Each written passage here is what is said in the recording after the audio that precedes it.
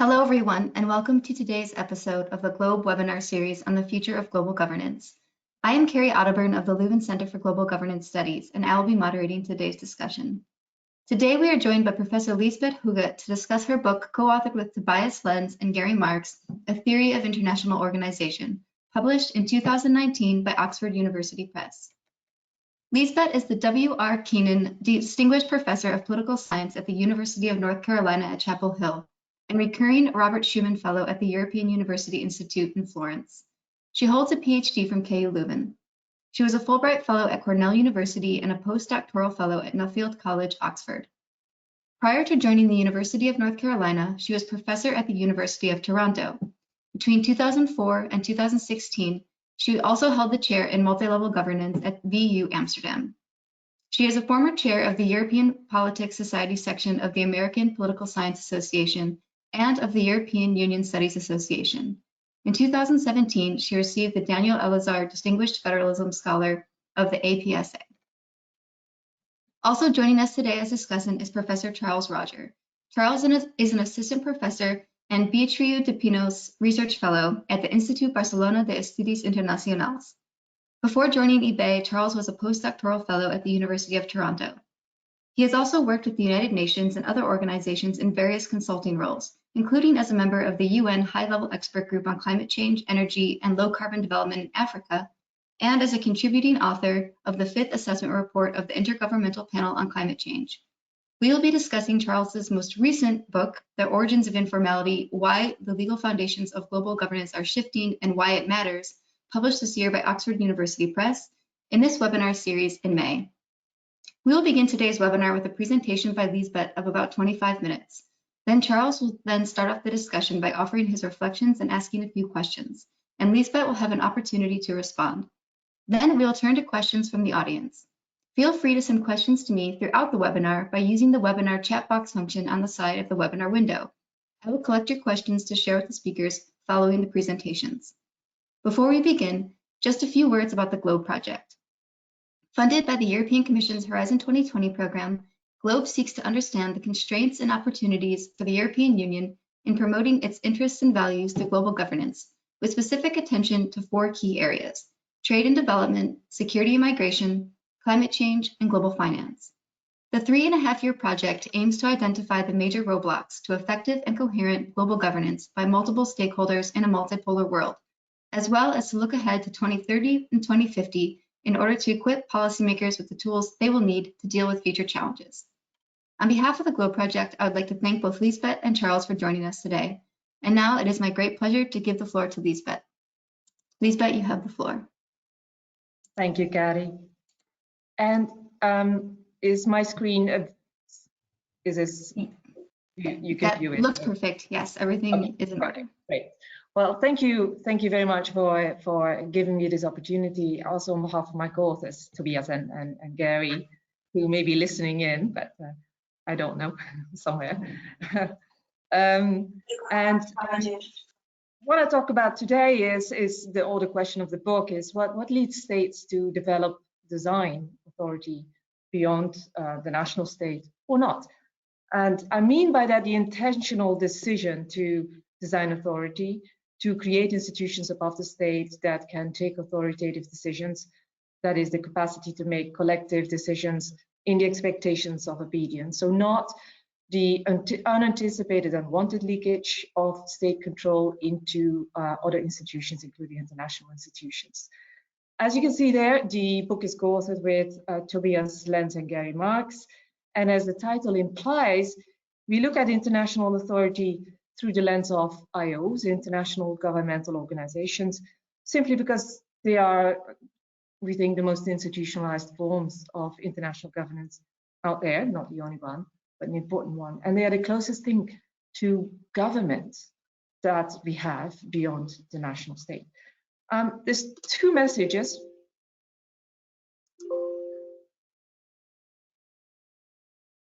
Next. I'm having trouble here. Skipping to the next slide. There, next slide. 2 broad messages motivating the book. The first is to conceive IO governance as a social contract. And so the question about design becomes what kind of contract. And the second is to conceive IO governance as a response to scale and community pressures. IO governance exists because it makes it possible to achieve scale diversity in achieving public goods in a globalized world. That's the scale and functional element of it, but it exists. It exists in a tension with community, the fact that people tend to be clustered in populations sharing normative commonality, and that constraints who they and their leaders want to collaborate with. It multiplies opportunities for collaboration where there is some form of community that transcends the national state, transnational community, and it throws up hurdles when nationalism reigns. And that's why our theory is post-functionalist. So how scale and community match up greatly influences the contract. And that has consequences for the scope and depth of international authority, of the authority vested in an international organization. So let's return to that contract now and reframe the question. How does community influence the kind of contract, the kind of social contract, because those are the terms here, that states may engage in? And the answer we propose is that community is pretty much indispensable if states desire an international organization with an open-ended contract. And open-endedness has, or incompleteness, to use the more technical term, can be helpful if states confront big, unanticipated governance problems beyond their individual control. I'm sitting here today in Italy in lockdown, and we are in the middle of such a problem. So, but the flip side of open-endedness is ambiguity. So it's a contract that does not nail down what precisely every state's commitment is. There are holes in the language, explicitly and intentionally so, and that provides scope for misconception and deception. So without normative community, states may not make that leap of faith to a highly incomplete contract. And hence, I didn't only say that IOs have a contract, but a social contract, the social foundation of IO contracts is decisive. So that's in a nutshell what the book is about. And that's also the core of the first two chapters that you see there on the right, where you see the table of contents. And in chapter 4, we then discuss how that produces a bimodal architecture of IO governance, with some IOs that build on community, where there is some, and others that build on functionality, on managing narrowly defined problems. And the first kind of IOs tend to have highly incomplete contracts, open-endedness. The second kind, relatively complete contracts. So that basic setup has then implications, and that's what we then continue to explore in the rest of the book, has implications for the policy portfolio and for the authority of an IO, and particularly how these might change, adapt over time. And I'm going to focus on that in the remainder of my time here. Those two points here. So let's look at the data. The data show, first of all, in terms of international authority, a noticeable rise in international authority, first of all, in terms of IO density. There are many more IOs in 2010 than in 1950. The light blue bars show you the number of IOs over time, and you see these little red arrows, vertical arrows, indicating the evolution from 23 in 1950 to 48 in 1970, 64 in 1990, and 74 in 2010. This is based on a data generation project that Tobias, Gary, myself, alongside 3 collaborators, Bess Seka, Svet Derderian, and Janine Bezarian, have been engaged in for about 10 years, I suppose, and that has led to a different book. So the data I'm going to be showing and using today mostly come out of that work. The second part in the rise in international authority has to do with international authority itself, which I show here. So what you see on the right is the rise in international authority in 51 of these IOs, the ones that were in existence as of 1975 or before. so that we have a constant population there. So you really see this is the increase in international authority among these 51 IOs. So not talking about the new IOs that have emerged in the same time. And what you see there is that when we look at IO authority, we break that down in 2 dimensions, delegation and pooling. And I want to quickly summarize how we conceive that. Delegation is a conditional grant of authority by member states to an independent body, which may set the agenda, may make day-to-day decisions, enforce compliance, settle disputes. And you can think of judicial delegation to a court or an arbitration panel, or political delegation to a secretariat, to a consultative body, occasionally a parliament, and so forth. The chief concern with delegation is to what extent these bodies really are independent, that is, independent, not controlled by states, and to what extent they wield authority, that is, they have the capacity to make decisions in the expectation of obedience. So it's a game really between states and independent bodies. Pooling is a different aspect of international authority altogether. It's something that concerns the states as and of themselves. It's the joint exercise of authority by member states in a collective state-controlled body. And here the key thing you want to look at is to what extent the national veto is conceded in voting rules, in bindingness or conditional bindingness of the agreements, in ratification. So delegation and pooling really are 2 different responses to the collaboration dilemma in international politics. Delegation constrains collective state sovereignty primarily, while pooling constrains individual state sovereignty, primarily the national veto. So go back now, let's look a little closer at that graph on the right. So the y-axis expresses in a single number delegation and pooling, the average level of delegation and pooling over time for the 51 IOs that were there in 1975 and were still there in 2010. We can be far more precise than just a single number. This is between 0 and 1. We can break it down by IO body. You could break it down by decision stage, by decision area, and so forth. So this is just one way of looking at IO authority. The blue line, as you can see, tracks delegation and the average change from 75 to 2010. To give you a sense of what that means, it's an increase of about 0.08 on a 0 to 1 scale. That's equivalent to, if you had an IO on average, each IO on average would replace its ad hoc interstate arbitration panel, say, with a court or tribunal that can hear cases filed not only by state parties, but also by private parties, and that can authorize retaliatory sanctions. So it's pretty meaningful. Or it would come down to endowing an independent secretariat with sole agenda setting power in at least 2 new decision areas, for example, on the budget, or on policy making, or on financial non-compliance. The increase in pooling is that red dotted line.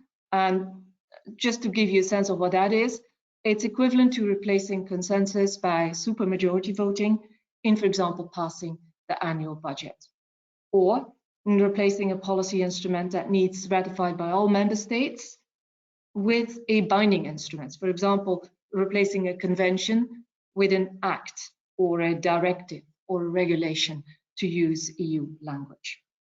So let's now look a bit more at what this all means and what it comes down to. And I'm going to focus on delegation in the interest of time here. This is delegation broken down by IO, the 76 IO in our sample.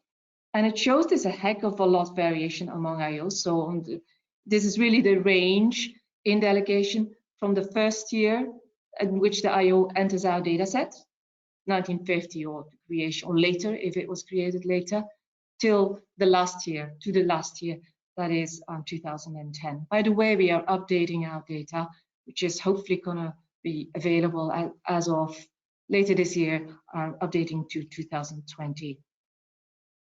This is another way of looking at delegation, broken down by 2 independent bodies. On the left, delegation to the General Secretariat.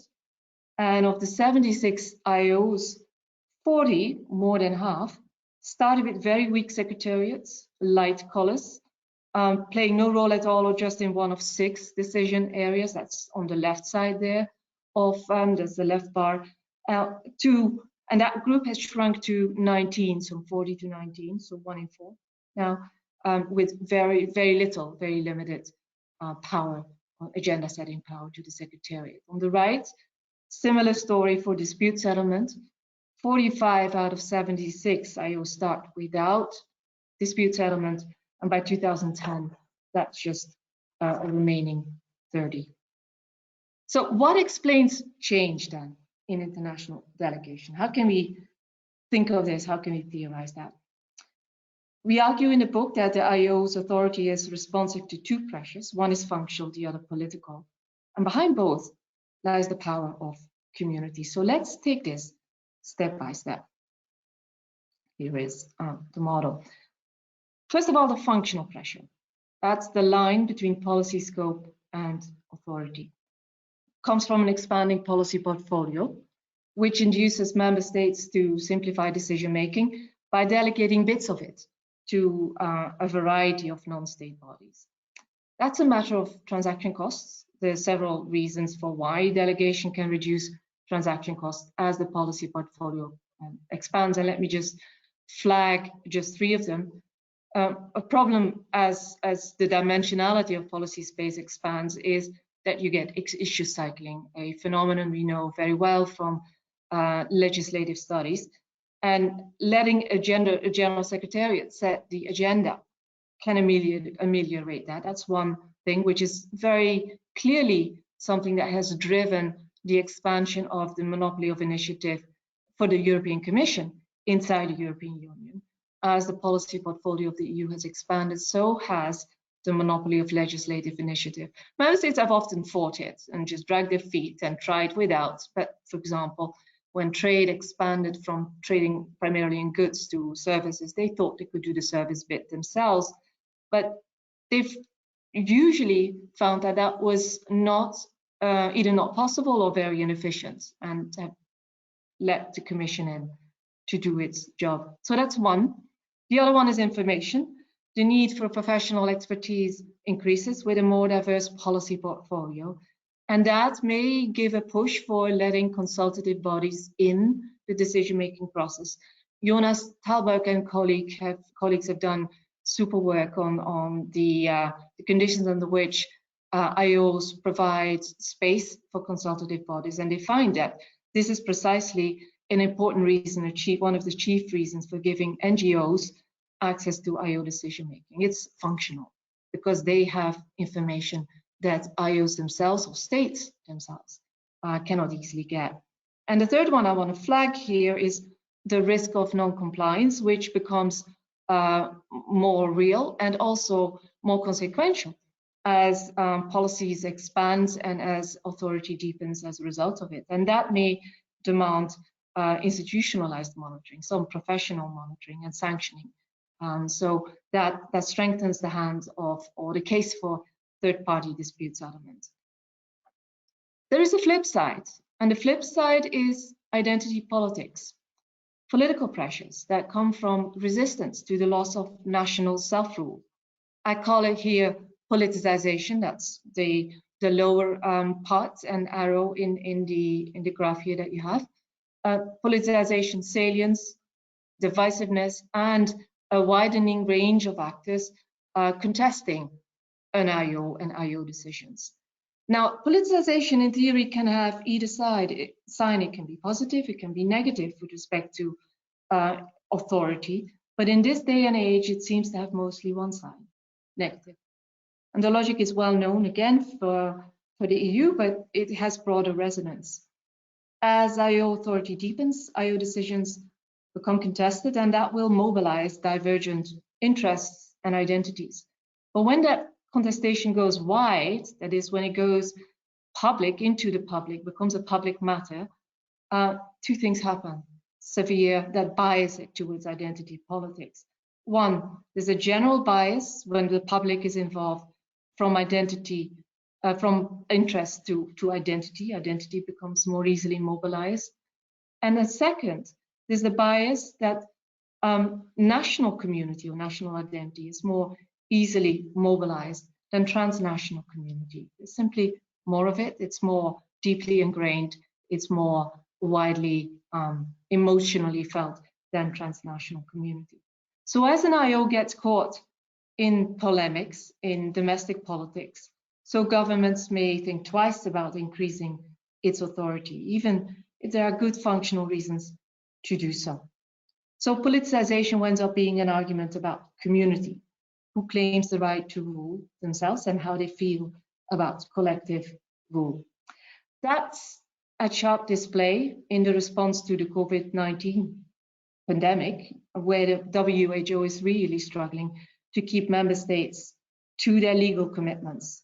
And that's not to talk about the incendiary nationalist rhetoric that we're hearing between the United States and China. Now, take one step back. What induces member states to expand the policy portfolio in the first place? And the deep cause there is community, a density of shared norms among peoples of the member states. And there's a broad stream of research in behavioral economics led by Eleanor Ostrom's Nobel Prize winning work that shows how normative commonality reduces contending interpretations of behavior. Community underpins diffuse reciprocity, trust, a reputation for keeping one's word. Community, in other words, reduces uncertainty in human interaction. And a key mechanism in the international arena through which community can reduce uncertainty is through the type of contract, the nature of that contract, how open-ended it is. Now, we know all contracts are incomplete, but there's a world of difference between contracts that specify the purpose with careful precision, such as the UPU's Universal Postal Union's one that you see on the screen there, just a line, and those that set out the goals equally carefully with studied imprecision, such as the famous ever close union in the European Union's treaty, or what you see here on your screen, the incomplete contract, highly incomplete contract of the Andean community. That ambiguity can be very powerful because it can buy you adaptability, but that comes at a price, the price of predictability. An incomplete contract makes it conceivable for member states to use the IO to tackle problems that are unanticipated, that are too big for states to solve by themselves, humanitarian disaster, a terrorist threat, or to exploit opportunities for benefits of scale in research, defense, and adapt the policy portfolio accordingly, hence the arrows and the pluses that you see from community to contract and contract to policy scope. But what you lose is predictability, and that can raise fear for exploitation. So Ursula von der Leyen invoked the EU's incomplete contract, highly incomplete contract, with her promise, we are all Italians. But what did Ursula von der Leyen actually promise with we are all Italians? And who or what will decide the limits to communal solidarity among Europeans? Or perhaps there should be no limits, till death do us part. This is something we as Europeans, for those of us who are here in Europe, will have to sort out as we go along. So when will states enter into something that looks more like this marriage, till death do us part, than a rental agreement? And as those of us who took the leap to marry probably know quite well, is normative community, or a sense of community, where it can be invoked, can make that easier. So I theorize a sequential process in which the normative basis of contracting among states determines the growth of the policy portfolio. and then the functional pressures arising from that policy portfolio's growth determine the course of IO authority. And then there is that kickback. IO authority evokes politicization because it enhances supranational shared rule at the expense of national self-rule, and that may become deeply contested and act as a brake. So here, just flagging simply how we then operationalize the variables. I'm not going to go into that. We can say more in Q&A if you so desire. Let me just quickly show the results, the fixed effects estimation with robust standard errors that explain with the dependent variable change in delegation. The left column models policy scope and politicization alongside controls. And the right column models a two-stage model in which community and contract substitute for policy scope. I want to just simply indicate three things that you can take away from this. One is policy expansion and politicization are robust predictors. The substantive effects are real. A shift of 5 policies, which is 1 standard deviation, on a scale of 26, so the scale is 26, produces a shift of 0.08 in delegation. Sounds not much, but that is actually equivalent to giving the General Secretariat agenda setting power in 2 new policy decision areas. For example, in giving it the right to set or draw up the budget and to set the agenda, initiate legislation in policymaking.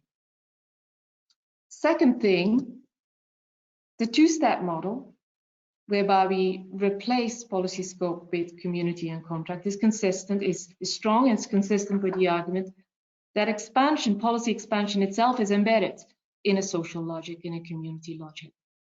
A model with community and contract accounts for more than half of the variation in the policy portfolio over time.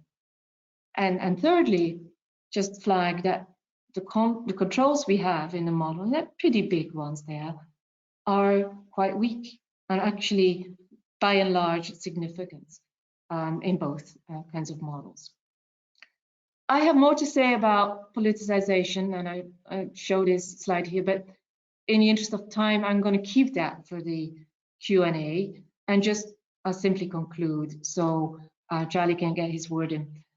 This looks at first blush that I'm telling a neo-functionalist story, where states concede that to manage interdependence, they need to delegate to international independent actors, to IOs, because they can reduce transaction costs among in international cooperation. However, we're not just in that world, because politicization has the power to upend it, and politicization bites when delegation becomes contested in domestic politics, and especially when nationalism hits home. That's the parochial side of community that leads people and their leaders to put limits on with whom and how much they want to cooperate, share, rule. But community also has a cooperative side. Peoples who share norms that transcend their nations can and do sustain IOs that develop a dynamic portfolio. Community can be transnational. And if I can just finish with something that I picked up in one of the many conferences, policy conferences on the coronavirus that I've been watching, is a plea for an outbreak of altruism.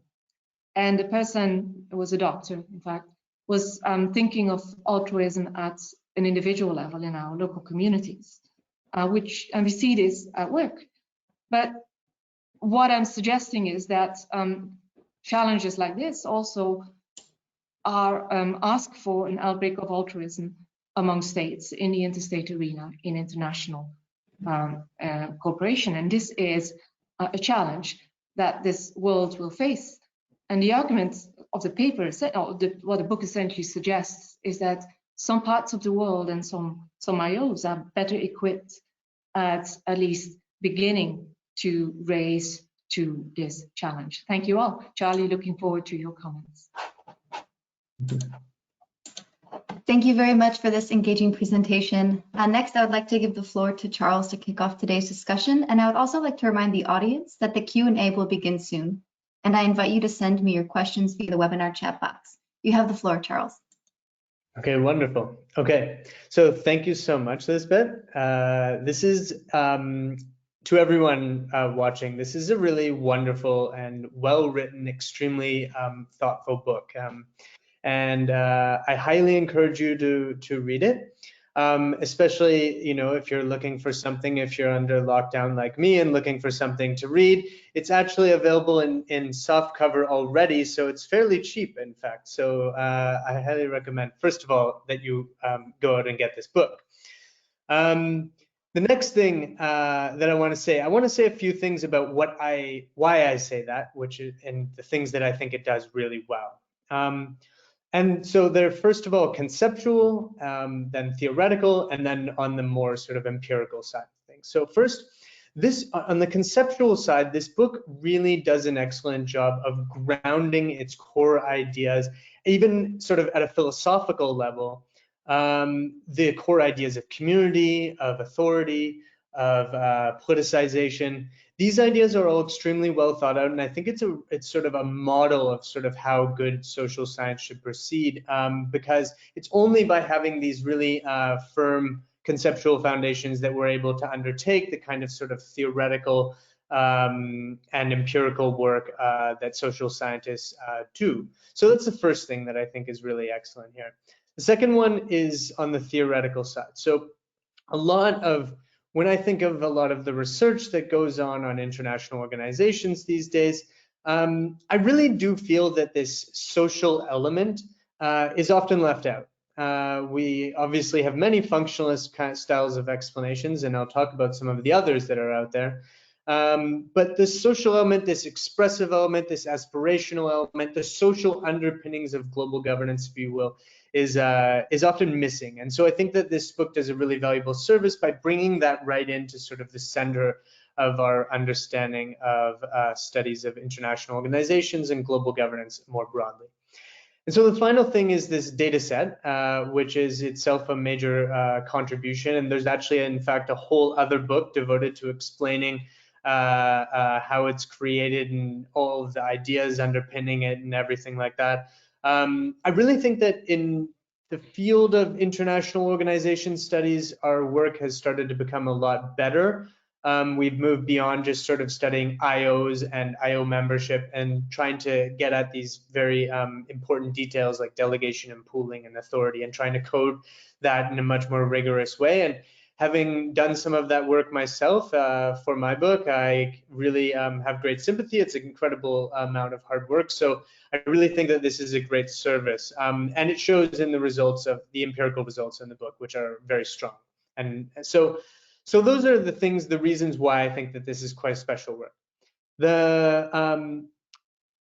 The things when I was reading it, then, I mean, like all social science, questions are raised or thoughts are provoked as you're going through it. And I think that I had three. So the first one, I think, is about the role of power.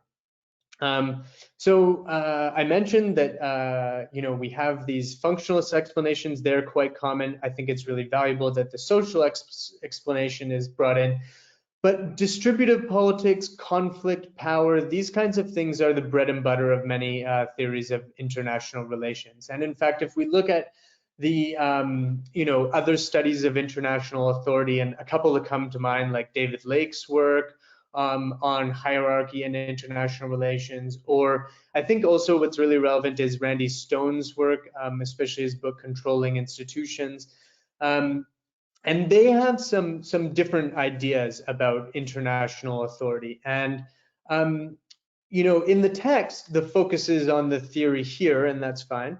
And of course, if you were looking at the regressions that Liesbet showed earlier, there is a power asymmetry variable, although it's sort of not really discussed that much in the book. And so I was wondering, actually, where you and your co-authors think about this particular thing. Is it something that should be taken into account, and like, is it just something that we need to control for, which is sort of the way that I think you'll go for?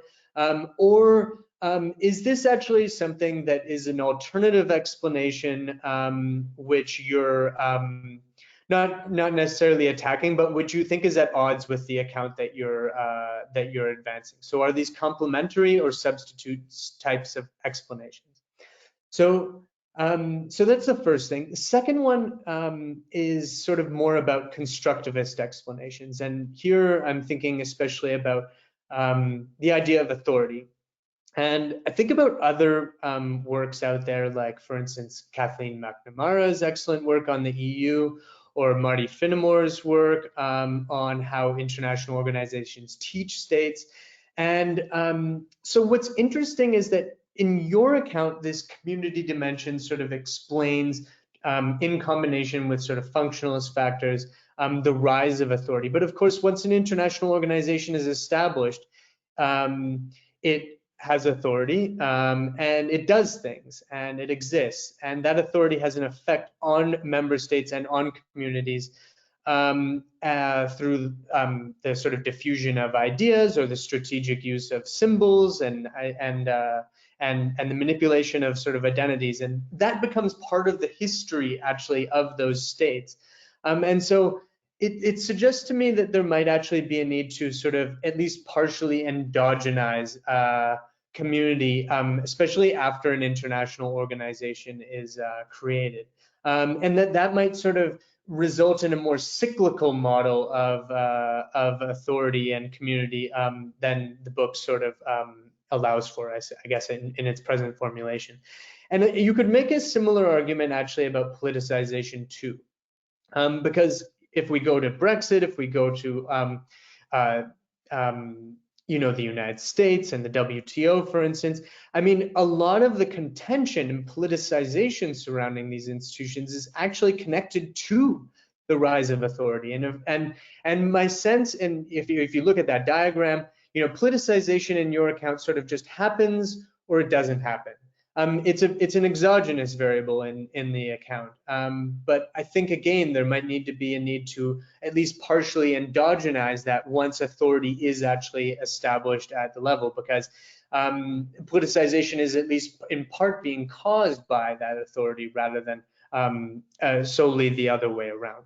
So those are sort of the two things. Now the final thing is a little bit more speculative, and it's just sort of connecting with some of my own research. So obviously this is a story about international organizations, but it's also very much a story about international authority. And when I think of that idea, as a scholar of global governance, I think about all sorts of other kinds of authority that have become more prominent at this particular sort of historical juncture. And so, there's a huge amount of work on private authority or hybrid authority, and we see this incredible diversification of global governance arrangements. And that's part of the story of authority. And I think, and of course, it's an important convenience. It's very difficult to study these things. And I completely understand your methodological decision to focus on just this really important sort of supranational variety.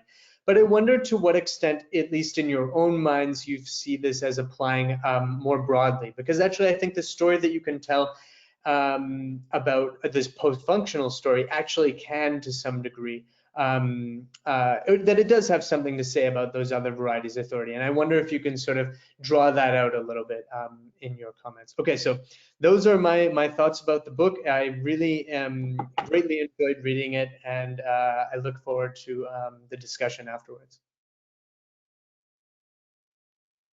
Thank you, Charles. Liesbet, you may briefly respond to these comments, and then we'll open up the Q&A for the audience. So I invite the audience to send their questions via the chat box. Thank you very much, Charles. These are great comments. So the role of power, constructive work that may suggest endogeneity of some of the variables, and then other kinds of authority. Let me just very briefly touch upon these, because I want to give the audience a chance to weigh in. In terms of the role of power, we are very much conscious that the power relations among states must matter in both the genesis, the creation of IOs, and also in the working of it.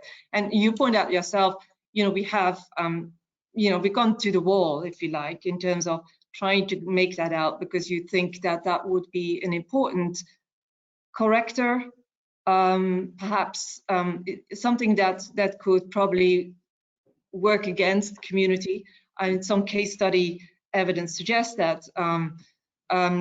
And we were in fashion, we've been surprised that we couldn't make it work. You say there's little in the book. There's a big online appendix. We made the choice to make the book thin, and therefore, as you kindly said in your promotional blip at the beginning, cheap or affordable. But and to keep most of the kind of robustness analysis separate on an online appendix on our websites. But let me just briefly say that for us, this is not something we sought to ignore. Definitely not. We also don't see it as necessarily conflicting with our arguments, but something that would need to be added if one were interested in a full explanation. And here again, there's a strategic choice you make when you decide to analyze and hopefully illuminate a bit better an important phenomenon. Do you go for elegance and sharpness and clarity in an argument, or do you go for a model that tries to put it in statistical terms, get the greatest R square? And so we chose to be to endeavor to be as clear as we could in setting out in what we think is a valuable, a useful line of pursuance, as you put it yourself, the social dimension of international governance, and to essentially then, as a result, use the alternative explanations. Democracy is another one that, to our great surprise, doesn't actually play a larger role, to underplay these, what seem to be underplaying. But we were very serious of making these work. So, and part of it is the constraints of the data.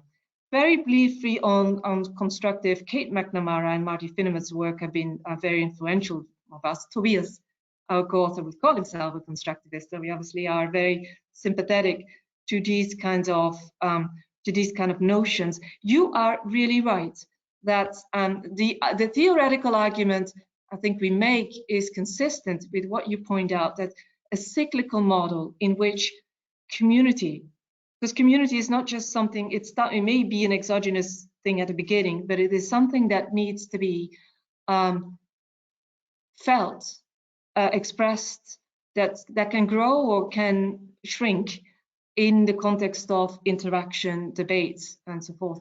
And the model could probably the statistical model could do better at being more sensitive to this kind of endogenous dynamic. The same is with politicization. The way I presented it, I think, in the talk is much more consistent with the cyclical notion that you suggest we put in our models. I hope maybe in a follow-up that we can also work that through statistically a little bit better. But yes, I buy what you're saying. This is something that is therefore also open to agency, not only agency of general secretariats, but also agency of states or non-state actors.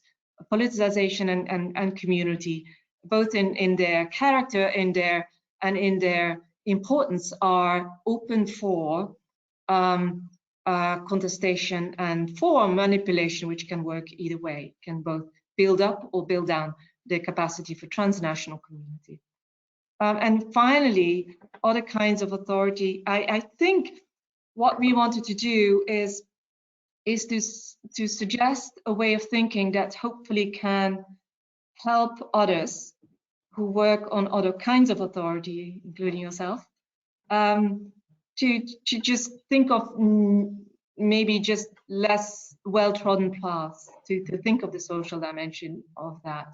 We made a decision to talk about what we think we know better, and to steer away from the kinds of authority like the ones that you deal with in your book, that we know less of. So with that, I gladly listen to the audience. Thank you so much. Okay, so we have several questions that have come in from audience members. So I'm going to, if you don't mind, I'll start with a couple questions and then you can answer them and then we'll do a second round and we'll continue like that as long as we have time. So the first question that we have is from Priya Pujari, and she's asking about the rise in international authority. And she notes that we see a paralysis of some international organizations' institutional mechanisms, such as within the WTO or within the EU, with issues of rule of law backsliding and the debate over legitimacy.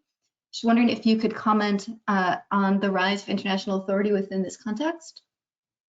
We have another one from Frank Matthijs, asking if you conceive the relation between national and international authority as a zero-sum game, and if not, under which conditions do the two authorities reinforce each other, concurrent decrease or increase? And then we'll ask a third question from Jordi Villanova from the Catalan National Assembly, wondering about the role of NGOs and how they affect IOs. We have certain IOs include participation not only of member states, but also of the NGOs, such as the OSCE, for example.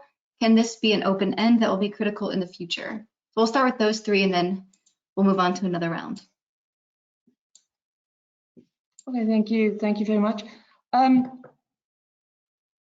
Yes, I mentioned briefly in the first question is, are we seeing a paralysis of international organizations? And the examples mentioned were the WTO and the European Union. I almost feel tempted to add some others to that. And the answer is very clearly yes. In other work, we've actually written about the rise in contestation, and we've connected that to the rise of a deeper cleavage in domestic politics. There's a debate out there in the IR literature, let me just backstep here for a sec, whether the greatest threat to the order of international governance as we know it has sprung up after World War II, whether that comes from new powers such as China or Russia, or whether the greatest threat might come from within. We stand firmly, we've actually made the argument that the threat from within the Western world at this point is perhaps the strongest one.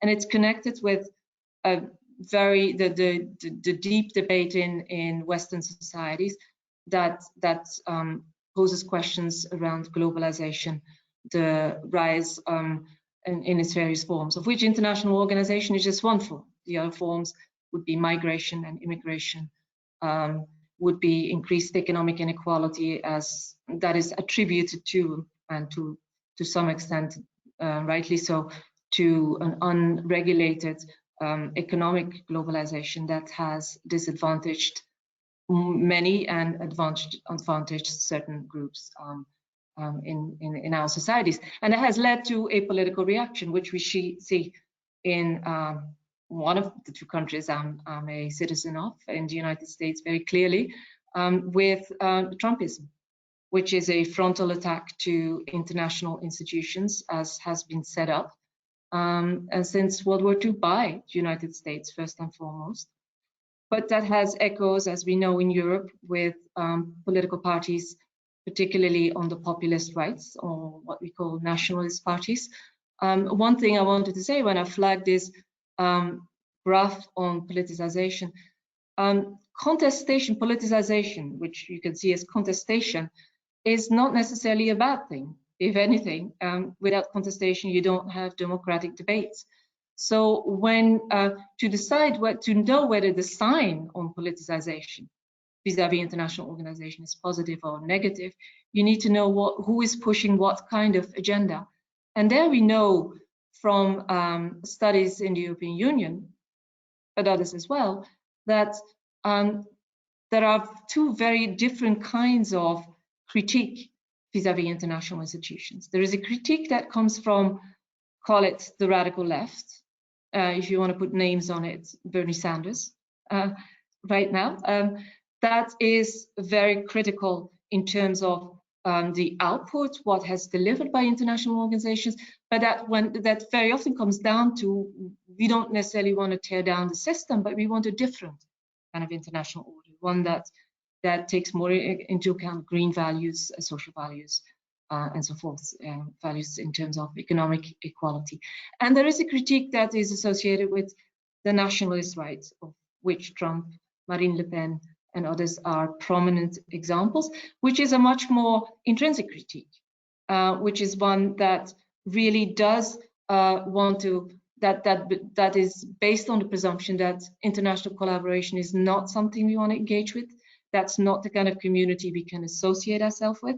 It is national self-rule. It is falling back on the national community, and often a rather exclusive notion of national community, which leads me to the question about zero-sumness. Is national and international rule always zero-sum?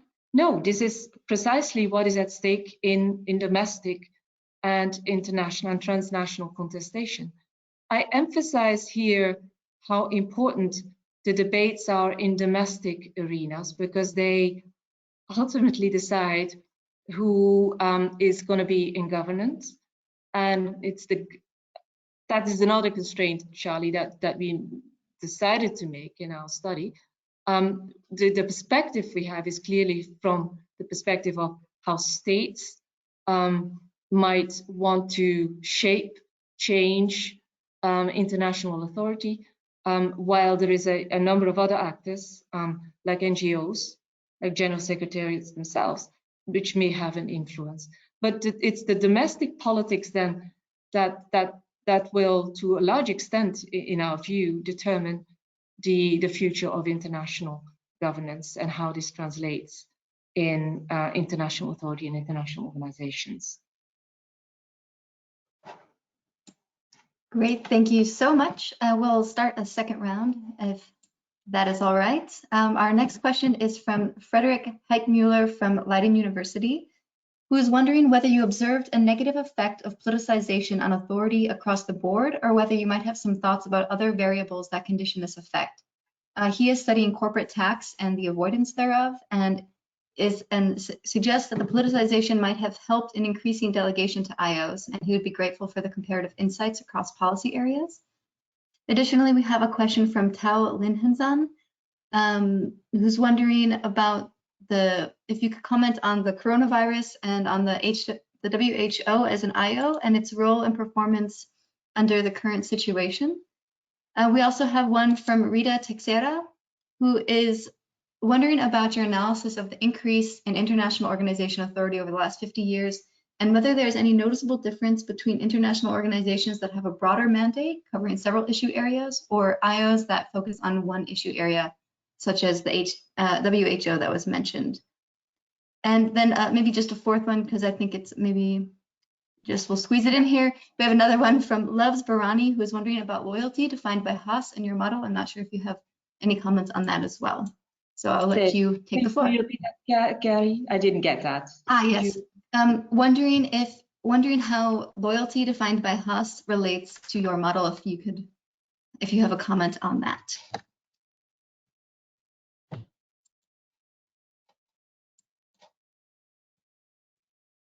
Okay. Very good questions. The question about politicization, does politicization have a negative effect across the board? I think theoretically, there's no reason to expect it to have a negative effect necessarily or across the board. That is, it may vary by time or level of politicization, or it may vary across policy areas. Our data probably are not refined enough, fine-grained enough to really provide insights across policy areas, which is really the question was. But what we do find is that politicization, or the data that we have, and maybe I should go, Kari, shall I just get the slideshow? Is there a way for me to get the slides back up? Yes, they are still up for us, so you can just restart your presentation. It might be hidden under one of the windows, but they're still showing for us. Okay. All right. So you still see it? Yes. All right, fine. But that's the display settings, swap presented. So this is probably this fine. Yep. Okay. It looks like it's coming up. So let me just go to the way let me show them briefly this slide, which shows Sorry to interrupt. Your webinar console window is covering up one of the slides. I don't know if you can move it to a different screen. Yeah. Okay. There. Perfect. Yeah. Yep. Thank you very much. Okay. All right. There. Just to respond to the question on politicization, the way we measure politicization, see that we have to find a measure that is consistent across the 76 IOs over all the years, and we rely here on what Talbot and others have done, using a LexisNexis to code particular words in major world publications and newspapers, essentially, sorry, I'm getting a notice here. And what that shows is that politicization is primarily concentrated, essentially contestation about IOs is primarily concentrated in a relatively small number of large IOs, the United Nations, WTO, European Union, and there's a few others. There are also actually some in the non-developed world. There is a developed world bias, but not necessarily so. So what that means in concrete effects towards the question that was asked is that we actually probably only capture the tip of the iceberg in terms of how politicization works and has an impact on international organization. I think we're not capturing something that Charlie said, that sometimes there may be an element of endogenization, whereby politicization may actually feed back into the reactions of other actors and may occasionally perhaps even lead to a positive push for more authority. What I did mention is that we expect a real difference in depending on the type of domestic politics. If you have a narrative that is primarily led by a nationalist rhetoric that is exclusionary, then I would expect that politicization is going to depress international authority. But if it's a narrative that is led by, we want a different kind of international cooperation, one that is more sensitive to, say, the plights of the poor or the plights of the less well, the lower classes in society, that may have a very different effect on international authority.